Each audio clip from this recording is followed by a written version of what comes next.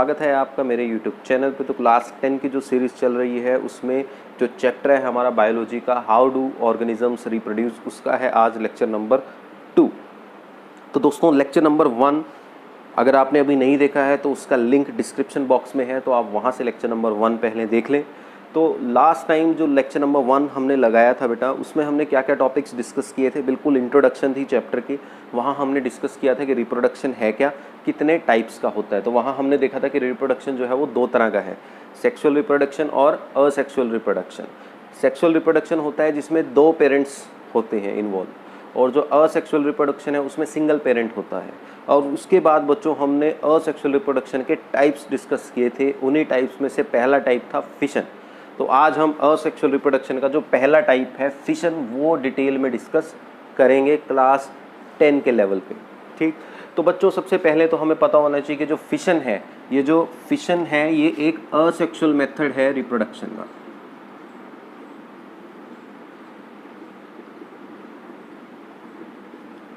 ठीक है, तो ये आपको पता होना चाहिए। असेक्सुअल मोड ऑफ रिप्रोडक्शन का ये एग्जांपल है। तो इसका मतलब जो फिशन प्रोसेस है इसमें जो रिप्रोडक्टिव सेल्स हैं उनकी कोई इन्वॉल्वमेंट नहीं है, इसमें सिंगल पेरेंट होगा।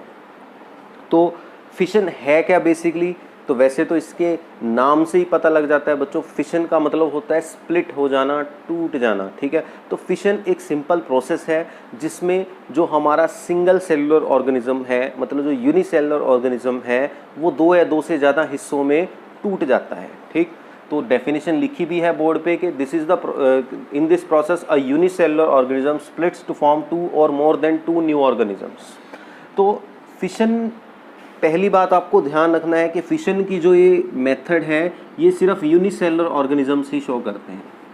ठीक, तो कई बार कंसेप्चुअल क्वेश्चन एग्जाम में आ जाता है कि फिशन जो है वो कौन शो करता है, मल्टी सेलुलर या यूनिसेलुलर। तो आपको ध्यान रखना है जो यूनिसेलुलर ऑर्गेनिजम्स हैं जैसे कि अमीबा, पैरामीशियम, लेशमेनिया, प्लाज्मोडियम, ये हमें कौन सा मेथड ऑफ रिप्रोडक्शन यूज़ करते हैं, ये मेथड ऑफ रिप्रोडक्शन यूज़ करते हैं फिशन का।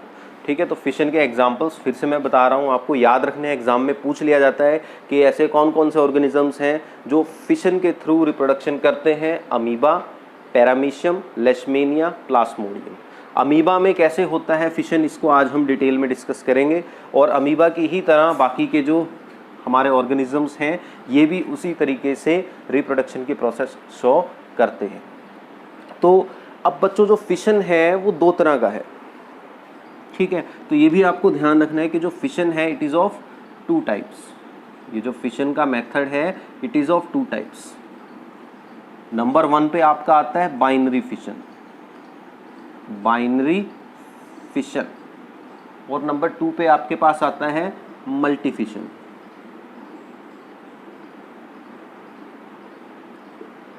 तो नाम से ही पता लग रहा है यहाँ पे भी बेटा, बाइनरी फिशन का मतलब है कि अगर एक ऑर्गेनिज्म स्प्लिट हो 2 ऑर्गेनिजम्स में तो इसे बोलते हैं बाइनरी फिशन।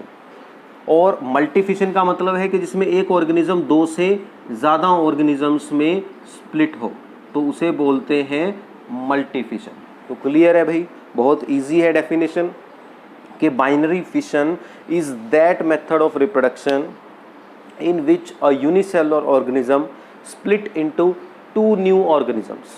और मल्टीफिशन का क्या डेफिनेशन बनेगा कि multifission is that method of reproduction in which a single cellular organism, unicellular organism splits into more than 2 organisms, के 2 से ज़्यादा नए ऑर्गेनिजम्स में डिवाइड होता है। जैसा कि अमीबा, पैरामीशियम, लेशमेनिया ये हमें बाइनरी फिशन शो करते हैं, प्लाज्मोडियम हमें मल्टी फिशन शो करता है। इसको अब हम डिटेल में डिस्कस करेंगे। हम देखेंगे कि कैसे अमीबा में हमें बाइनरी फिशन मिलता है और कैसे प्लाज्मोडियम में हमें मल्टी फिशन मिलता है, इसको अब हम डिस्कस करेंगे। तो चलिए शुरू करते हैं टॉपिक को। तो सबसे पहले हम बात करेंगे बाइनरी फिशन इन अमीबा।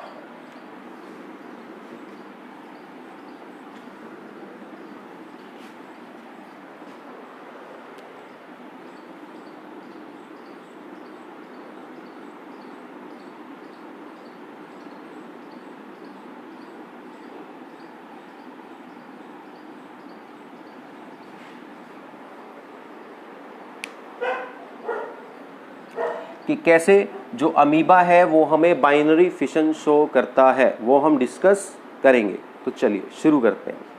तो अमीबा में बेसिकली होता क्या है कि जब एक अमीबा, जैसे कि मैंने बताया कि अमीबा एक यूनिसेलुलर ऑर्गेनिज्म है बच्चों, तो जब अमीबा ग्रो करता है और जब वो अपने मैक्सिमम साइज तक पहुंच जाता है, उसके बाद सबसे पहले अमीबा के अंदर जो उसका न्यूक्लियस है वो लेंथन होता है और स्प्लिट होता है दो न्यूक्लियस में। और जब अमीबा का एक सिंगल न्यूक्लियस दो न्यूक्लियस में कन्वर्ट हो जाता है और उसके बाद उन दो न्यूक्लियस से भी फिर नई दो डॉटर सेल्स बन जाती हैं। उसका डायग्राम आपके सामने अब मैं बोर्ड पे ड्रॉ करने वाला हूं, तो देखो।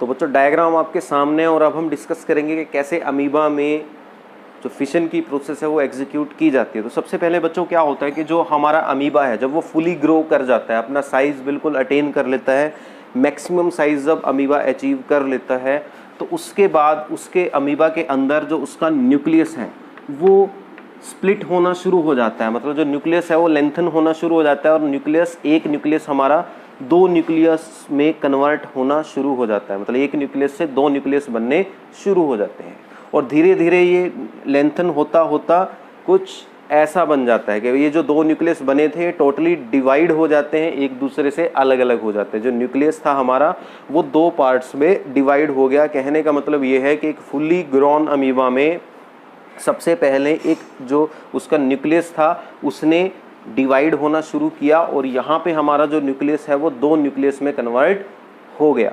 इसके बाद दोस्तों क्या होता है, न्यूक्लियस डिवाइड होने के बाद जो हमारा साइटोप्लाज्म है वो डिवाइड होना शुरू हो जाता है। साइटोप्लाज्म आपको पता है क्या होता है कि अमीबा एक सिंगल सेलुलर ऑर्गेनिज्म है, एक सिंगल सेल है, इसमें ये न्यूक्लियस है और बाकी सारे मटेरियल को हम क्या बोलते हैं, साइटोप्लाज्म। तो सबसे पहले तो न्यूक्लियस डिवाइड होता है और जैसे ही न्यूक्लियस डिवाइड हो जाता है तो उसके बाद जो ये साइटोप्लाज्म है ये भी धीरे धीरे लेंथन होना शुरू हो जाता है और डिवाइड होना शुरू हो जाता है। और एक टाइम पे ये जब खिंचता रहता है यहाँ से तो लेंथन होता होता एक टाइम पे साइटोप्लाज्म भी टोटली स्प्लिट हो जाता है और तब हम बोलते हैं कि हमारा जो अमीबा है वो दो डॉटर अमीबा में स्प्लिट हो गया है। तो ये है फिशन, कैसे अमीबा में एग्जीक्यूट किया जाता है। दोबारा बता देता हूँ बच्चे कि जो हमारा फुली ग्रोन अमीबा था उसमें जो न्यूक्लियस है वो लेंथन होना शुरू हो जाता है और वहाँ से फिर न्यूक्लियस दो न्यूक्लियाइज में कन्वर्ट हो जाता है।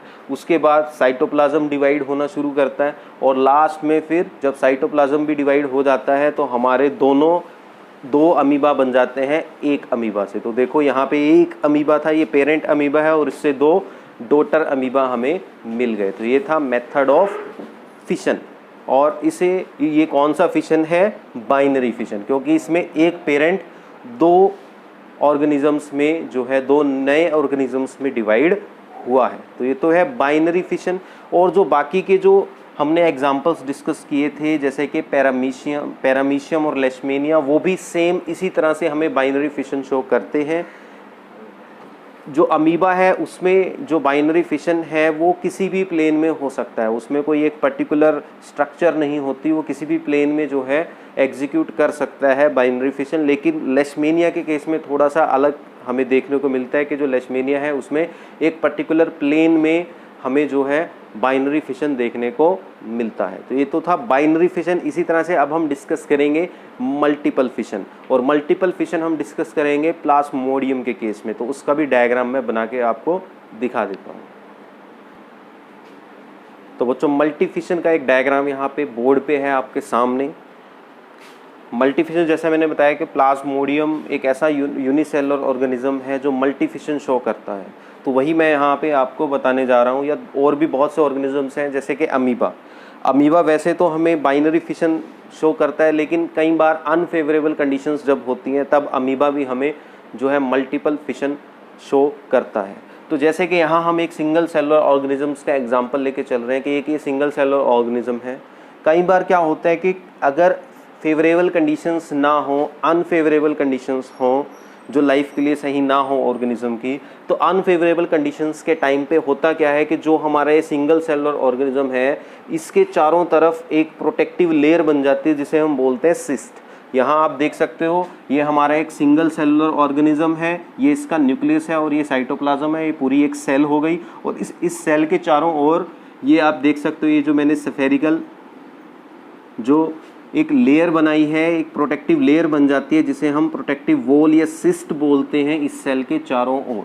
और उसके बाद बच्चों क्या होता है कि ये जो न्यूक्लियस है हमारा, ये न्यूक्लियस मल्टी न्यूक्लियसिस में स्प्लिट होना शुरू हो जाता है। मतलब एक सिंगल न्यूक्लियस उस टाइम पे अनफेवरेबल कंडीशंस के टाइम पे एक सिंगल न्यूक्लियस छोटे छोटे बहुत सारे न्यूक्लियस में कन्वर्ट होना शुरू हो जाता है। और जैसे जैसे ये छोटे छोटे न्यूक्लियस में टूटता है और उन न्यूक्लियस के चारों ओर थोड़ा थोड़ा साइटोप्लाज्म भी इकट्ठा होने लग जाता है, जिससे हर एक न्यूक्लियस एक नई सेल को जन्म देता है। तो इस तरह से बहुत सारी सेल्स हमें देखने को मिल रही है। यहाँ पे हुआ क्या कि अंदर एक न्यूक्लियस मल्टी न्यूक्लियसिस में टूट गया, मतलब मल्टी फिशन हमें देखने को मिला।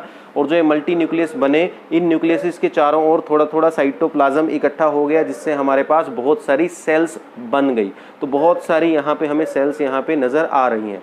कि जैसे अगर मैं प्लाज्मोडियम का एग्जाम्पल लेता हूँ, तो जो प्लाज्मोडियम है वो जब मल्टी फिशन करता है तो उसमें एक न्यूक्लियस 1000 डॉटर न्यूक्लियसिस में कन्वर्ट हो जाता है।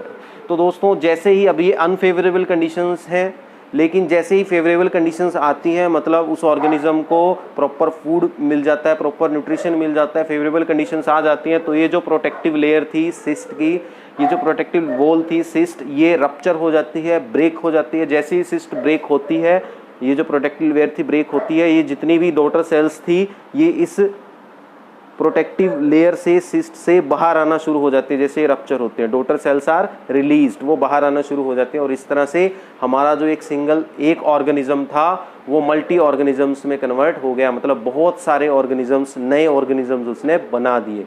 एक अकेला प्लाज्मोडियम एक बार में 1000 जो है नए ऑर्गेनिजम्स को जन्म देता है। तो ये था आज का टॉपिक। तो आज हमने पढ़ा फिशन के बारे में।